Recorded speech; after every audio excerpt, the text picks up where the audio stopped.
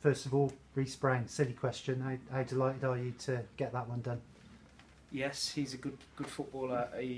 I've seen him over a number of years, obviously with a connection at Birmingham and with Charlie. So I've watched him from a young age and always enjoyed watching him play. His skills are very good. He's a flair player.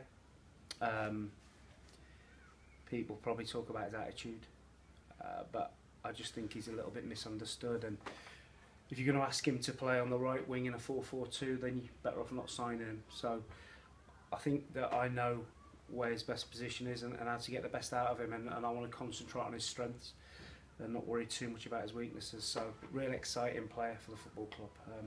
I'm sure our fans will really enjoy watching him play at times. He'll frustrate them at times, but he'll have them on the edge of their seat as well. Do you see him as sort of unfulfilled potential with him in his career? I know he's had a few ups and downs. Oh, definitely, yeah, but that's part of being a young player. I think because I've got a son around that age, you understand what they go through, you understand the emotional side of it for them as well, which helps me in terms of dealing with the younger players. So definitely unfulfilled, and if we can unlock that potential here, then we have a real top player on our hands. Was it a case of, with REECE, you had to move quickly for him when he became available? I think it was a case of being patient with REECE. I think he could have probably gone to about 30 clubs on trial because people were worried about his attitude. He could have gone to Holland to play in the Eredivisie because he'd done that well playing for England under 20s there.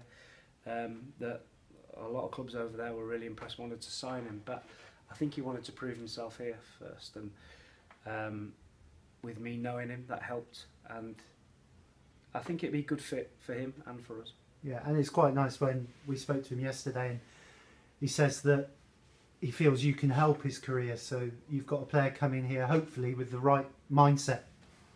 Yeah, I think he knows that how we want to play, and it's probably about concentrating on his strengths, and I think a lot of other managers or coaches are worried too much about his weaknesses. And I think if you're going to sign a player like REECE, you have to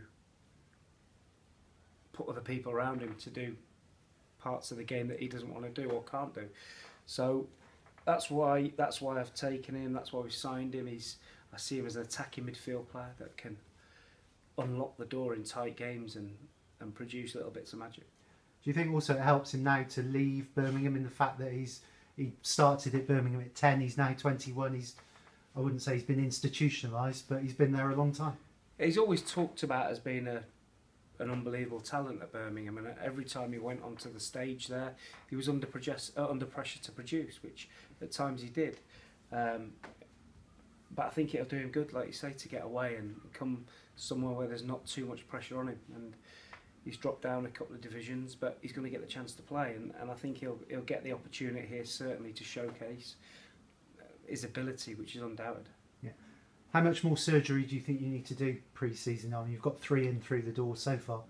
Yeah, I don't think it's surgery. I think it's a case of we've got a good nucleus of players. We ended up with a good nucleus of players that showed that they can take the club the right way, and we just want to add to that now. We want to try and keep the best ones that we've got together. You know, there's a lot of interest in our younger players, an awful lot of interest from higher up the pyramid, but we don't want to really sell anyone at the moment. We feel as though we can progress as a club, and to do that we need to keep our better players, but we also need to add around the edges to that. You know, I think the reason that we're adding players is because of the transfer window now.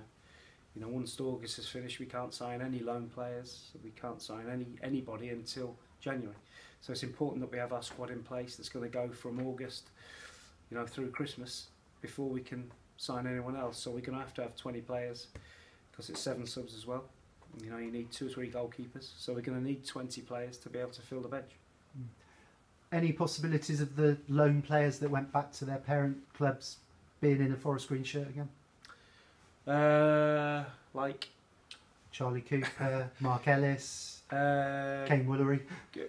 They're all different. Kane Woolery's obviously was a signing for Wigan. They paid decent money for him, and I think with what he did for us, has now catapulted him up the pecking order at Wigan, and I think they'll want him to go back pre-season. Got a new manager in Paul Cook who will like Kane, and I think they'll see Kane as featuring in League One. So I don't think that there's any possibility of Kane going out on loan from Wigan, and it takes an awful lot of money to buy him. Mark Ellis has got a year left at Carlisle, so until that's resolved,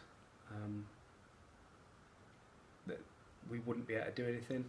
And Charlie Cooper is out of contract to Birmingham. He's a free, and he's exploring his options. So listen, he loved playing at Forest Green.